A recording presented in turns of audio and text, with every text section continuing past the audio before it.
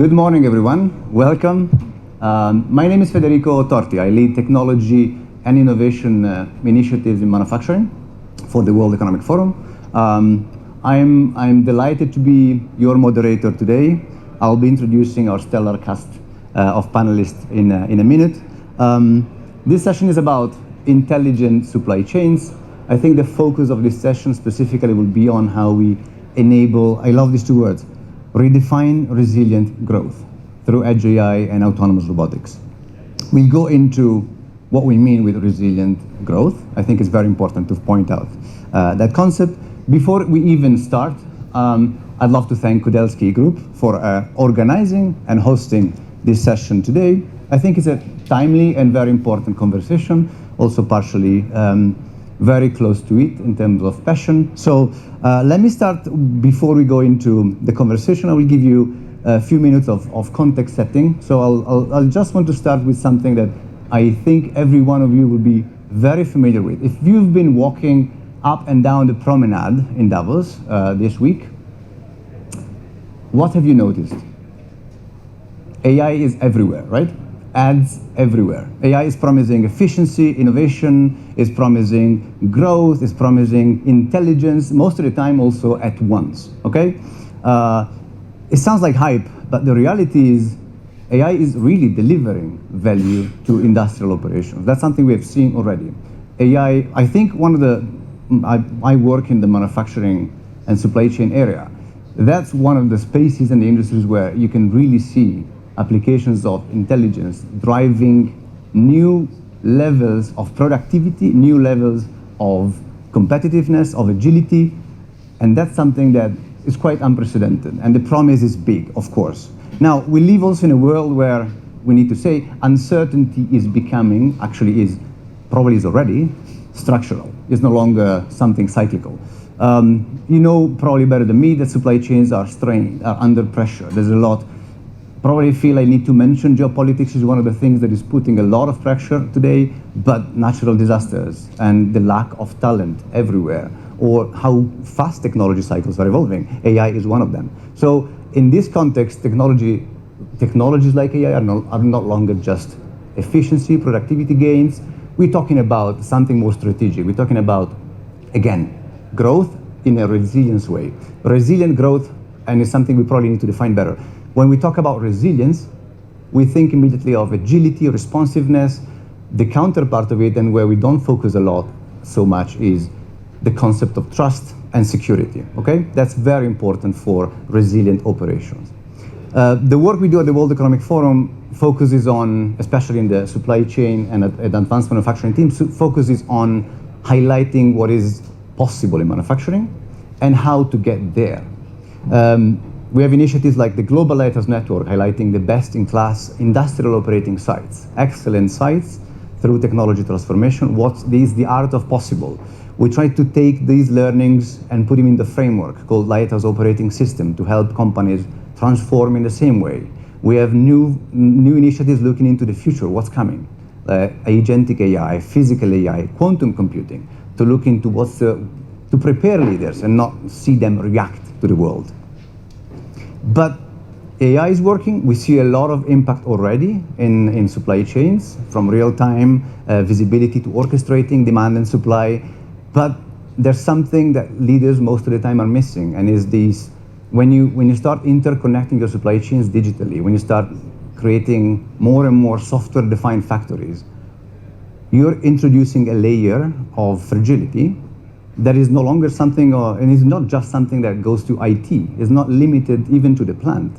That fragility, a cyber threat, can actually shut down big systems, ecosystems. The impact of that can go into society. It's much, much broader than what people normally expect. So is this the reason why we want to focus on creating more awareness, also in our initiatives, on the great opportunities of digital transformation, but being aware of what are the risks and how to manage them. So we're not talking about whether we need to invest on AI or we need to invest and deploy advanced technologies. That question, I think, has largely been answered already by the industry. But the question we're trying to answer is, how can leaders leave the upside of digital transformation without amplifying systemic risks, doing that in the right way? It's a complex question.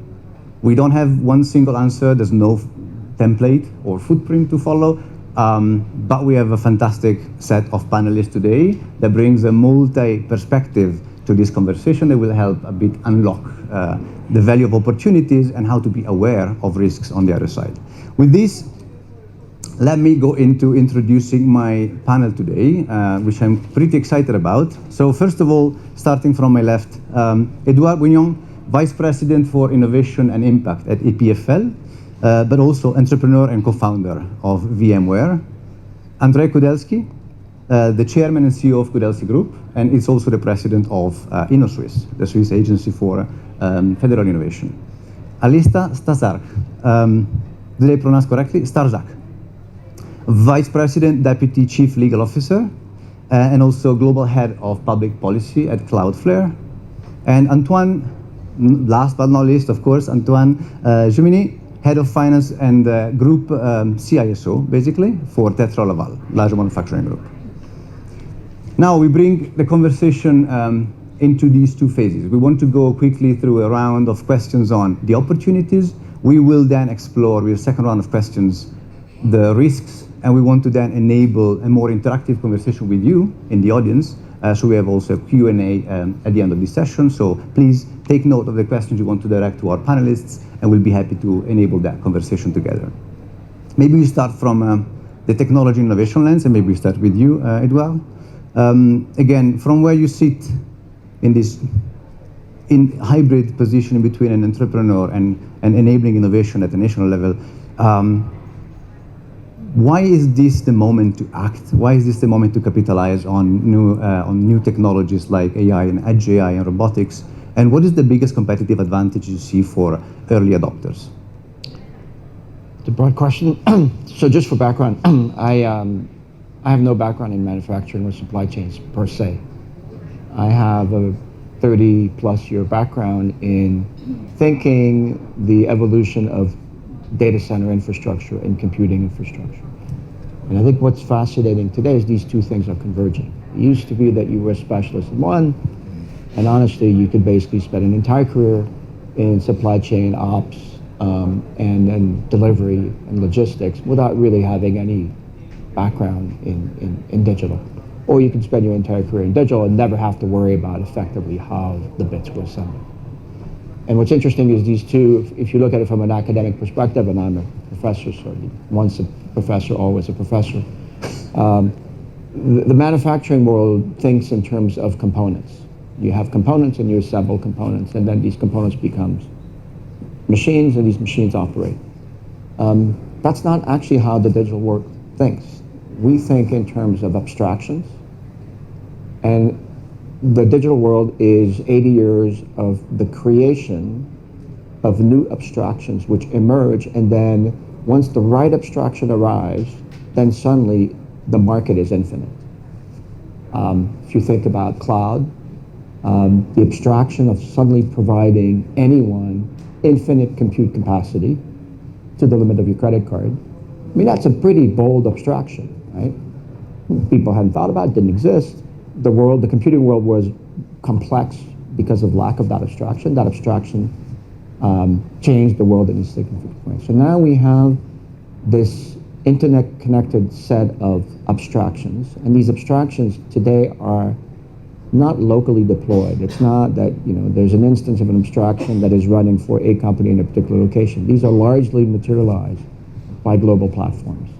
So now we have these platforms. These platforms are computer abstractions who talk to each other and who talk to the physical world. And so that when we think about supply chains, when we think about dependencies, when we think about risk, when we think about deployment, the one thing to realize is that the digital world has the ability to give this sort of infinite adoption of capabilities. And when I say infinite, of course, there's some constraints, but if you think about where we are hitting the constraints right now in this world of AI and this incredible acceleration of the deployment of AI, it is putting pressure on some of the most mundane and uninteresting components, right? So the entire world, everybody who is dealing in any kind of componentry right now, is dealing with DRAM shortages. Now, the DRAM is the least interesting, and I hope there's no DRAM architect in the room, it is the least interesting part of computer architecture. It's just memory, right? Except we need them, and right now we have a shortage of them. So these things are coupled. The other thing I would say, when we think about supply chain, it is about efficiency, scalability, it is about risk management. There is a big topic which is decoupling, and how quickly do we want to decouple from particular geographies, geographic decoupling from where the physical supply chain is sourced. And then there's another supply chain which is equally important, which is on the software side. Because these platforms, and the best example of the platform is the phone. The phone is a centrally, remotely managed platform. We do not manage our phones. Our phones are managed by some other entity. There's actually two of them.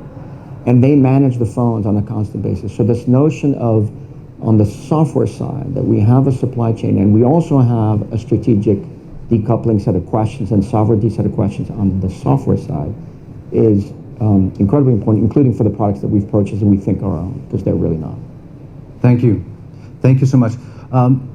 Moving to you, Andre. Also, you sit in a kind of a twofold role. Innovation is part of this. How do intelligent supply chains act as a catalyst for broader innovation from your perspective? Talking about also larger economy, and maybe more specifically where you see the biggest opportunities that are emerging now for technology and security providers. First element that I would just respond to one statement of Ed regarding the boring RAM memories. I would say, even if it's boring, when it's not working as expected, it may make your life very miserable. Now, one element that we need to understand is that through digitalization, through AI, through smart value chain, supply chain, you have the possibility to dynamically reconfigure what your device or what your solution needs to do. And this has some very interesting, that is offering a very interesting opportunities to have something that is able to move much faster in the highly dynamic and unpredictable world. But the key question that you have to ask yourself is, what is your risk appetite? Mm-hmm. Some people will look at security by saying that security is a burden.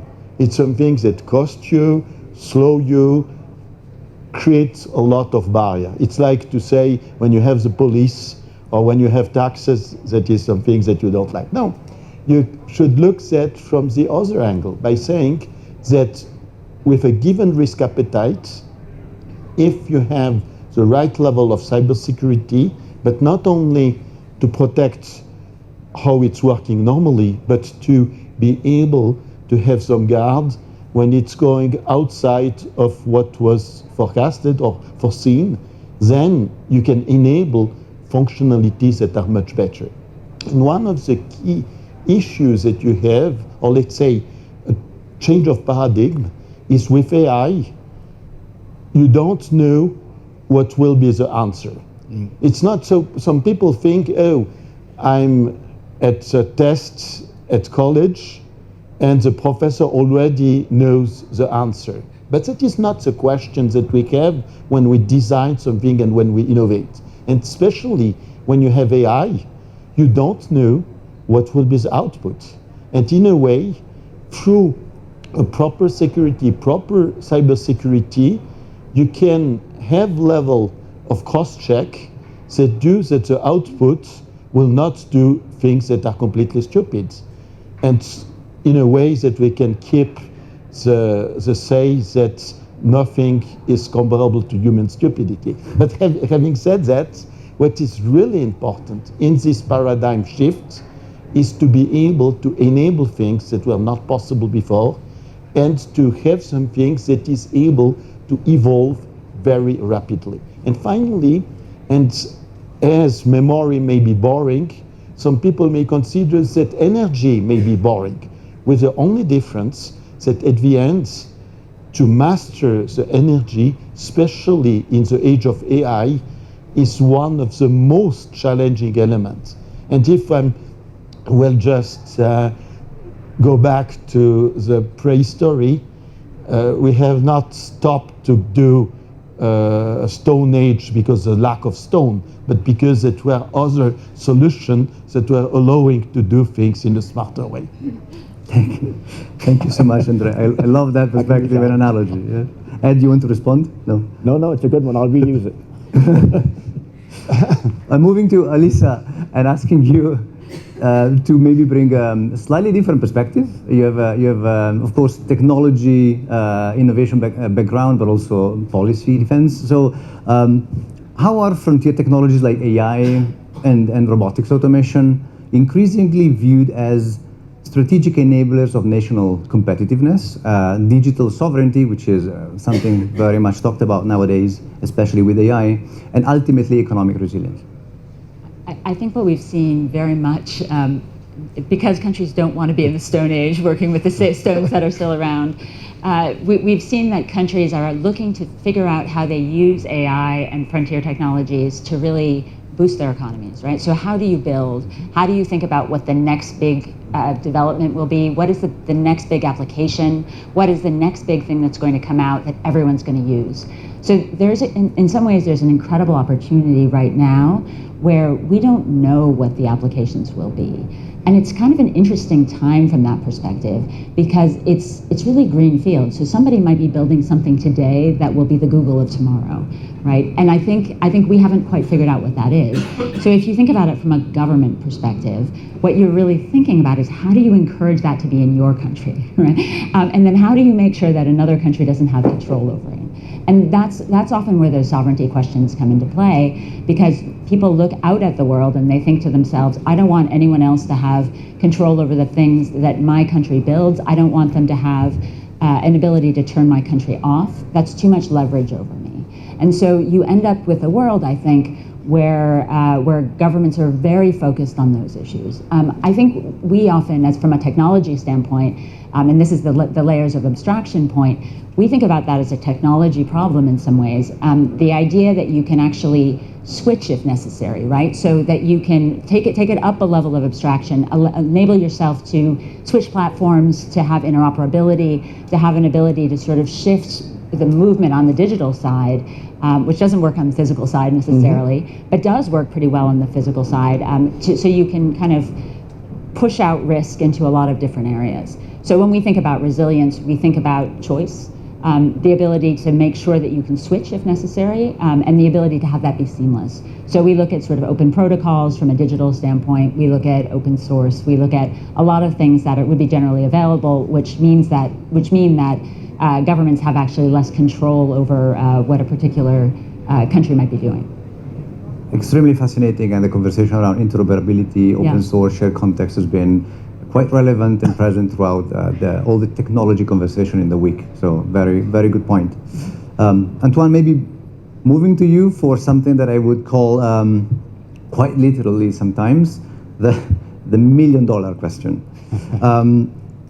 How do manufacturers convince their chief financial officers of investing into transforming large AI, large digital transformations, when most of the time, potentially, the traditional ROI model falls a bit short? So I think the short answer is with difficulty.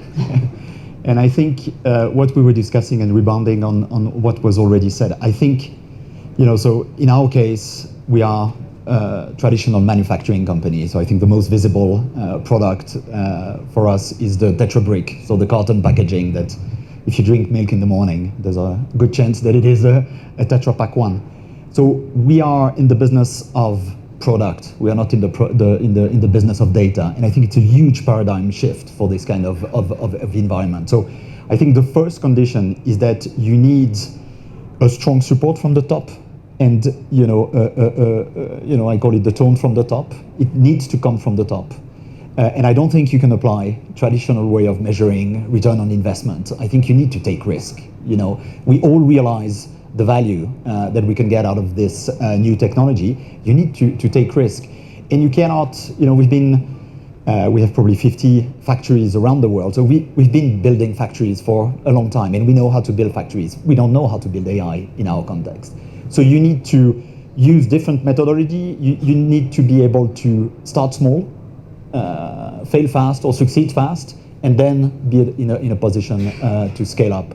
So I think it is something, it's not just about technology. You need the whole ecosystem around it to make it work. You need the data. You need good data. You need access to data. You need the right leadership around that. You need upskilling. You need all the parameters to make it work. And it is a big change. And I think we'll continue to build factories. So you still need to keep your traditional way of measuring your return on investment. So you need two streams effectively in parallel to deal with that.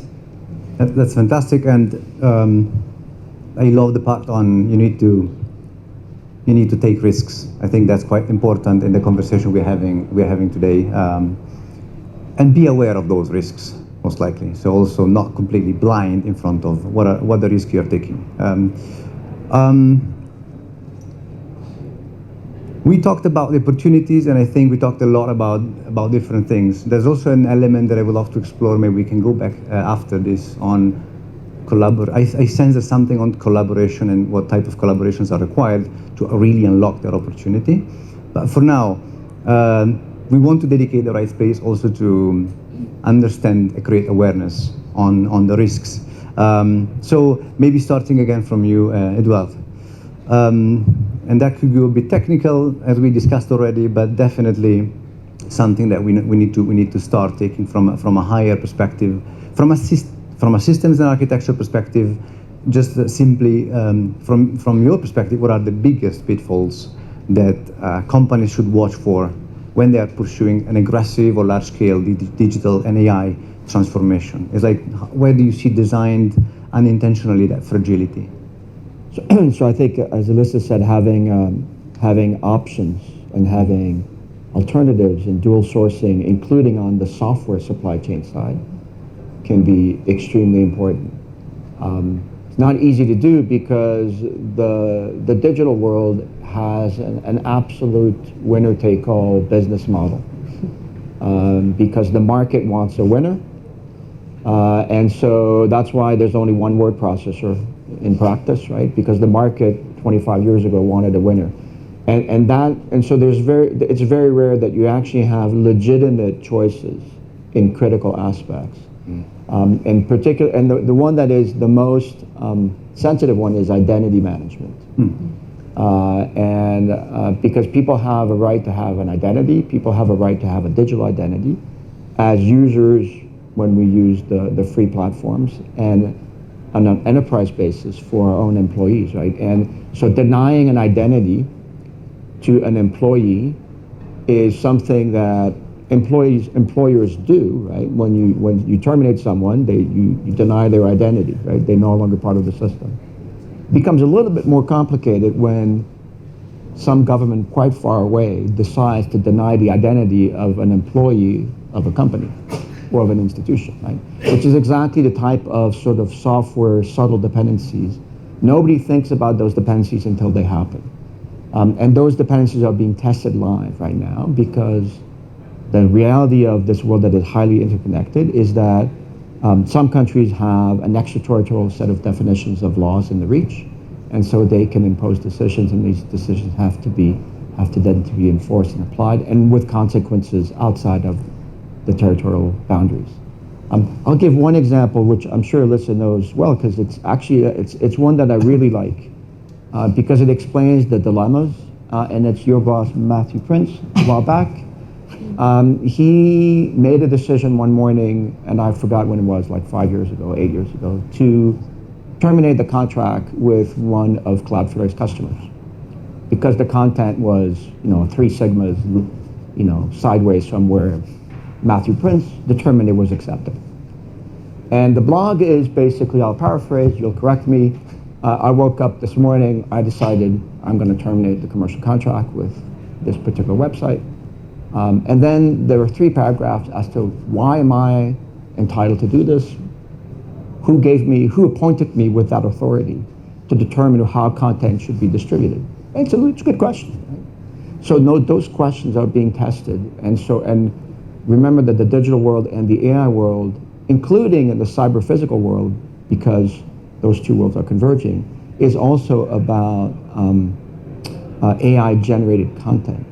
So things that are not real that may be regulated in some way because they're appropriate or not. And so we're opening this whole new era where the regulation by the platform as to what can be massively distributed or not is decided by platform owners, and some have values that we may align with and some have values we may not align with. And the world has not come to grips as to how to handle this. That sparks me a small follow-up question that I wanted to ask you, and which is not small actually, but the role of regulations, the role of policies on this, because you touched on that softer, subtle dependencies. All of the examples, I think we're much smarter after we learn from experience. Regulating a priori there's some cases where I have a great example that I was on where preemptive regulation is perfect. Preemptive.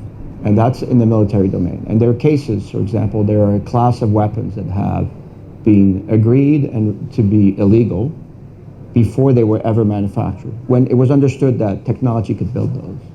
And those have never been built, and so they'll never be used. Right? So that's a great example where regulation is preemptive. But of course, it's in the military space.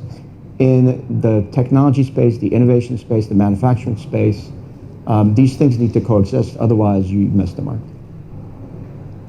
Andrea, how can then companies innovate with confidence in this context? What does it really mean to secure the entire ecosystem if we talk about from chips to cloud, from sensor to platforms? I think it's a very, very important question. I will, however, start by one element. If we look at the risk, the biggest risk is to stay where we are, to consider that we wait until whatever happens. And to be reactive or passive is by far the biggest risk. And then you have to mitigate the different risks that you take by doing something. Now back to the question of Edouard, and here I slightly disagree to consider that the digital model is automatically the winners take it all. It depends how you define some layer of interoperability. I give you one perfect example, is all the GSMA standards that have allowed to have an interoperability at the level of the world. And it's not preventing innovation. You have the same approach that India has taken for internet.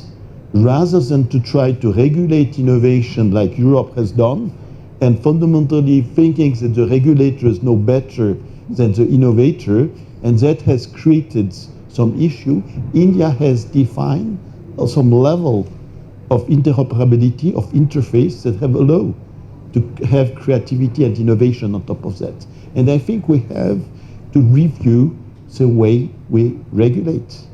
But at the same time, giving the opportunity to have more than one solution regarding security. And one of the key elements is that if you have everything that is using the same security, the surface of vulnerability is much higher.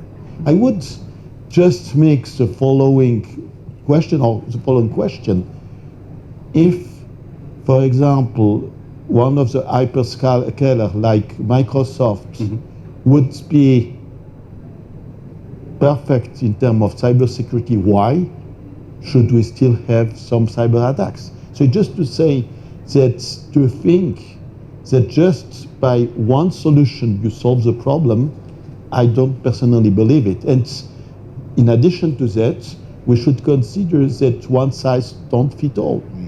Fundamentally, the risk appetite may be different from one company or one application to another, and also the constraint given by security. If you have something that is very valuable, you may accept to have more constraint than if something has no value. I'm just giving the illustration. If you have some information that is time sensitive in terms of confidentiality. For example, if you say to your troop, fire, if you take one day to decrypt the message, if you know fire, you have already understood the consequences. You missed the point. Thank you so much, and thank you for raising also this tailored but systemic approach. I would love to almost ask you the question that Andre was asking us. So if Microsoft is perfect, why we still have attacks? But maybe we go a bit deeper into what are you specifically doing on a framework like Edge AI, if you want to bring us a bit more into the shop floor, let's say, closer to equipment to manage that risk. Yeah, I actually think it's that the pieces that have come up are really important, because I think the reality is on the choice side of it, the key, if somebody says, I don't want to use this anymore, is that it's replaceable, right? That's the concept of interoperability from a basic level. If you don't like this set of services, go get another one. There's an option.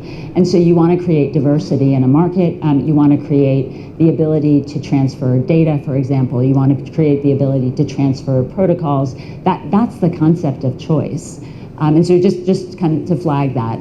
I think we look at a world that's evolving right now, right? We look at the world of AI, thinking about AI agents, and there's so much that's still being developed. And I think one of the risks for us is that countries looking at their own sovereignty decide that they're going to develop their own things that don't communicate with anything else, that don't have the same standards as anything else, because they're convinced that they should have it domestically and they should dictate what happens in their own country. And the problem for that is growth, right? The reality is you have to figure out a way that things work across borders. We saw that the world of the internet, for example, was a massive global opportunity because things talk to each other, and all of a sudden you could scale in a way that you never could before. And that's sort of the idea of cloud and abstraction, right? The ability to sort of take something from very local to very large very quickly. And AI is in that world right now. So imagine the world of building an application, and this is on the speed side.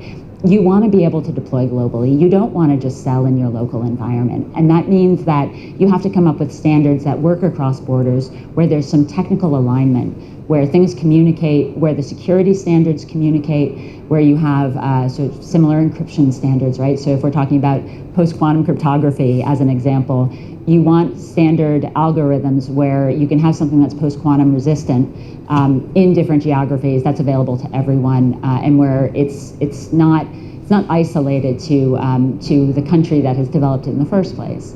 And I think we look at that and try to figure out, what does that mean from a particular product standpoint? So how do we develop our products in a way that enables customization, because a country is going to want that, for example, but also interoperability and work across borders.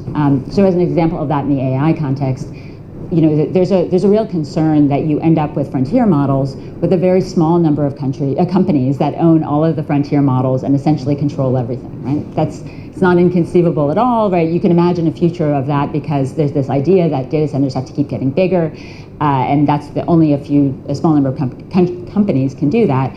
I think we look at the world slightly differently and say, well, let's come up with a world where you can have a lot of smaller models that people can build on, where you have opportunities for applications. You can put them into manufacturing, you can bring them into your world, you can deploy them locally. And so we actually use our platform, which is essentially an edge network, to enable developers to build on us small applications that can use any model that happens to be out there from an open source.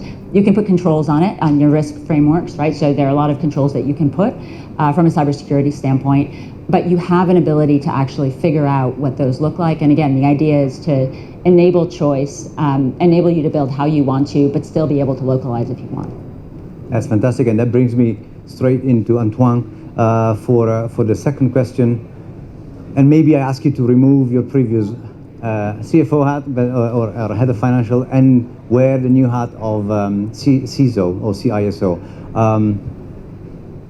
We heard about zero trust in IT. Maybe we can go a bit closer to the shop floor again here.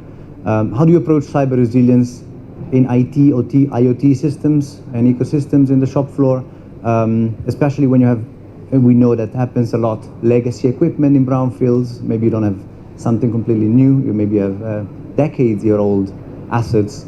What works in practice and not just in theory? And maybe if you want to add also what changes with the transfer of technology into edge AI and edge robotics. And I think, you move from a setup which was very centralized, with cloud, you had a lot of control on the computing, and now you're effectively decentralizing the computing to the edge. And so with any change, you need to reassess your security posture. So I think the first thing, it shouldn't be an afterthought. It should be part of the project initially. It should be part of the initial statement. And I think, as you said, I think zero trust has been discussed for quite some time. We were discussing this morning. I think it's very difficult in practice to implement it in IT. So you can imagine that in OT, it's even more difficult. So I don't think, back to what André was saying, I don't think there's a one-size-fits-all solution. I think you need to, back to risk appetite, sort of define where you put your risk level. And then there's a lot of different measures that you can deploy on the IT side, on the OT side, to effectively bring your risk posture to the desired level. So, I don't think I've been very concrete in my answer, but I think it's back to basic in this case, and doing it. And I think, there's things you can do in IT. You can cut an endpoint that you cannot do in OT. It's about availability of production. You cannot do that. So you need to find different ways of dealing with the problem in this case. So it's more around segmentation, and effectively, I'm always back to physical security. Yes. I think that's what we do, and it's very obvious to us because it's physical, and you need to apply it in the digital world. Quick answer. How do we make this more? How do we educate more leaders? How do we make them more aware of what we discussed today? I think that's we discussed it just before the session. It's absolutely critical. Otherwise, there's a tendency to say, okay, technical people deal with it, and I trust you. It's a business risk like any other risk, and it should be owned at the very top. It's a technical, so you need the expert, absolutely, but it's a business risk like any other. So that's why I was saying it shouldn't be an afterthought. It should be part of the overall strategic deployment of such technology. Sure. Andrea, I see you. I don't know if you want to comment on this. We need to go quickly into Q&A. No, it was just regarding this trade-off. It's like speed versus precision. Mm-hmm. It's extremely important, especially when we look at the OT world. You have constraints coming from the physical world that are extremely important. And by the way, if you have something that goes wrong, then you have real disaster. It's like if you hack the system of a car, you are down the cliff, and not just having a bad night. Big consequences there. Again, thank you so much for all your contributions so far. I would love to quickly open to the audience for if someone has questions for a quick Q&A. We have still a few minutes before the end of the session, but also maybe we'll start asking Michael Elmore, CSO of GSK. What is your perspective on this, Mike? Well, first of all, great panel. I feel like it's time to retire. Let the next generation deal with this. I can't help but think that over the last 15 years, we've been focused on moving from mechanical to digital, right? Because of yield efficiencies, digital integrity, et cetera, or data integrity is the reasons why we started connecting things to the network. And now you have this AI thing on top of it as well. And so for me, the one thing that we haven't talked about is, what about you talk to a site director, and the thing that they most focus on from a risk perspective is the health and safety. IT moves moves data, OT moves things. Now you have AI, you have agents. How do you protect the health and the safety on those manufacturing plants?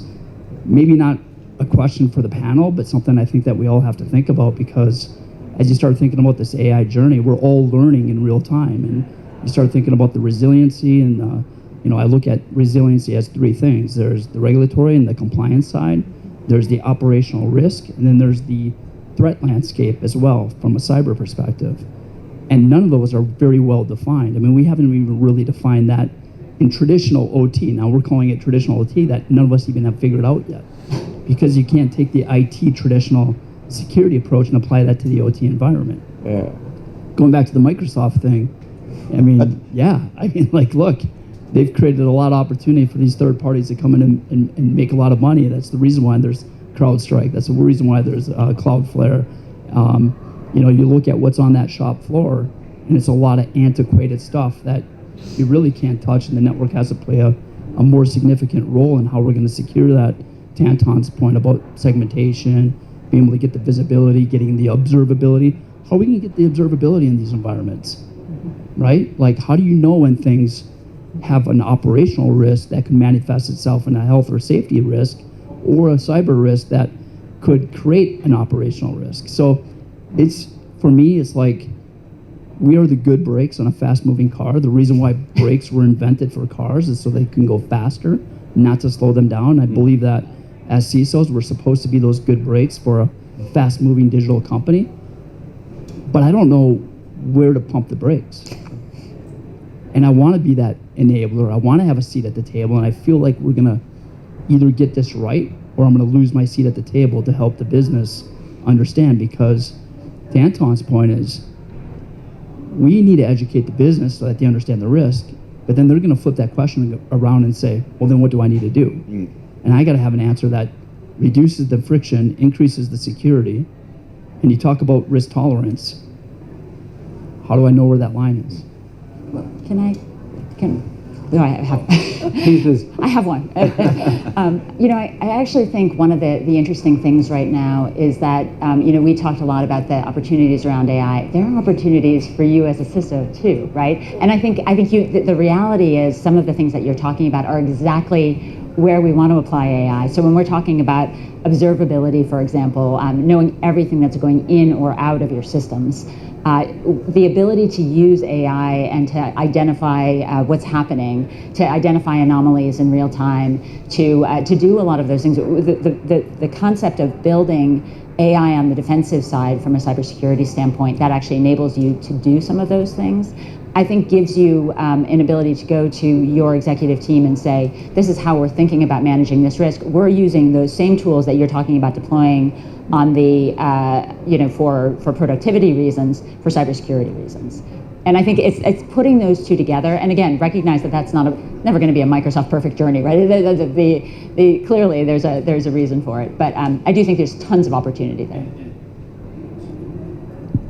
Can you guys hear me? I totally agree. The reality for a company like GSK is now I've got generations of architectures. Yep. And so it's more of a piling on, and it's a layering of risk, where the old stuff still doesn't go away, right? And so totally agree, we need to use AI for our defenses as well, but that's all new territory. But I would just respond, my background is physics, so fundamentally, when you have something new that appear, you have to think about a new model, and you take as a constraint your existing implementation, and then you understand where the risks are and how you mitigate the risk.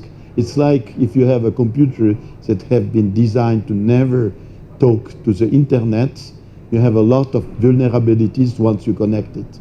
So you need to model that and to find what are the weakest point in a way that you can address them. If you cannot solve them, at least being able to monitor and to avoid that a small problem become a big disaster.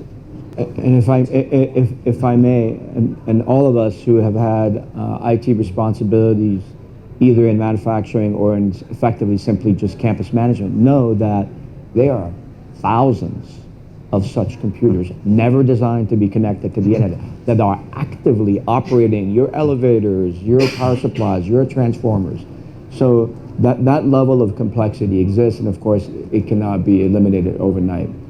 The important thing about the use of AI for cybersecurity is it's not an option.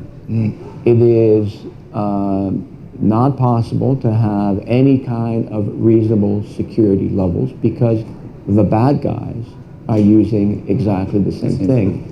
And it's very well documented. Any piece of any system that has not been updated for a few months or a few years is by definition insecure and vulnerable. And so this arms race between the defense mechanisms and the attack vectors is leading to, of course, evolutions in technology. It is expensive to maintain. It is also leading to new abstractions, new paradigms, new modalities. We talked about end-to-end, right? These things exist because at some point you realize that you can no longer patch.